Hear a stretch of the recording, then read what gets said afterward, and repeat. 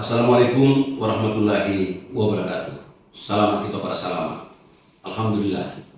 Di akhir tahun 2023 yang lalu, pada sebuah momentum kegiatan kebudayaan dan kesenian yang kami prakarsai, saya mencanangkan tahun budaya pada tahun politik 2024. Setelah kita jalani tahun politik ini, meskipun baru masih pada tahap-tahap penghitungan suara dan penetapan hasil suara nantinya, namun saya sudah melihat atau mencoba mengamati apakah tahun budaya yang saya maksudkan canangkan di hadapan para budayawan seniman Sulawesi Selatan, khususnya ada di Makassar pada saat itu, bisa terimplementasi atau terwujud di tengah-tengah masyarakat maupun oleh para orang-orang yang berkepentingan di balik politik, taruhlah partai politik, taruhlah juga para tokoh-tokoh yang akan berperan di dalam pelaksanaan pemilihan umum 2024. Apa yang kami harapkan dengan pencanangan tahun politik sebagai tahun budaya ialah agar tumbuh berkembang apa yang kami di Sulawesi Selatan sebutnya sebagai budaya si Pakalebi atau si Pakalabiri, yaitu saling menghargai, saling menghormati satu dengan lainnya.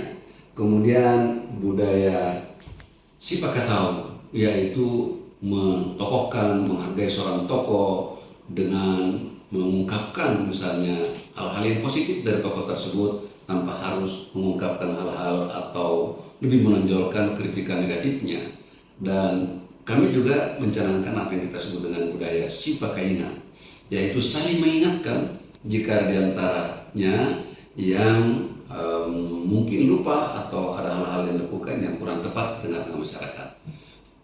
Berbagai nilai luhur budaya Sulawesi Selatan ini kami saksikan dan mungkin juga pemirsa dapat mengamati bahwa selama mulai dari persiapan pelaksanaan pemilu hingga tahapan pemilu, terutama tahapan masa kampanye, kemudian hari-hari tenang dan puncaknya adalah pemungutan suara, ternyata belum mencerminkan apa yang kita harapkan tumbuh berkembang bagian dari tahun politik sebagai sekaligus tahun budaya. Karena di berbagai media sosial terutama masih muncul berbagai kritikan, berbagai hujatan ya yang saling menyudutkan, saling mendiskreditkan antara satu dengan lain, terutama para pendukung. Misalnya kalau kita bicara tentang calon presiden dan calon wakil presiden, antara pendukung yang satu dengan pendukung yang lainnya di media sosial kita lihat belum banyak terungkap terhadap bagaimana justru memberikan masukan, memberikan pemikiran terhadap Indonesia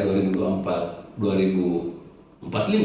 Padahal kita ketahui bahwa untuk melihat, untuk menentukan arah kebudayaan Indonesia tahun 2045 sebagai kita ketahui tahun emas Indonesia, maka amat strategis pemilu 2024 ini, karena tahun 2025 akan susun rencana pembangunan jangka panjang nasional, begitupun di daerah akan susun rencana pembangunan jangka panjang daerah. Dan tentu yang diharapkan berperan di sana adalah tokoh-tokoh yang memiliki wawasan, yang memiliki kompetensi di bidang kebudayaan. Sayang sekali kita lihat juga bahwa partai-partai politik dalam merekrut berbagai figur untuk masuk menjadi anggota legislatif banyak yang melihat hanya dari aspek popularitasnya, sehingga bagaimana kompetensi budaya dan kebudayaan, pemahaman terhadap kebudayaannya di dalam nanti mengawal kebijakan, bahkan juga undang-undang yang terkait dengan pemajuan kebudayaan. Dari sudut pemahaman dan pengamatan budaya saya, ini memprihatinkan.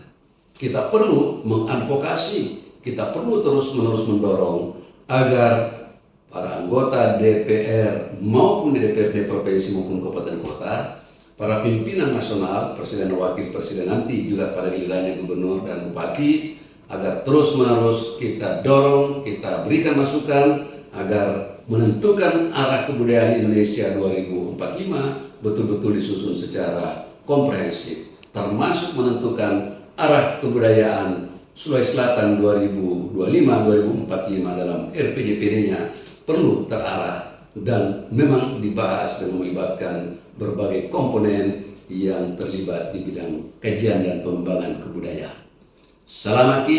Assalamualaikum warahmatullahi wabarakatuh.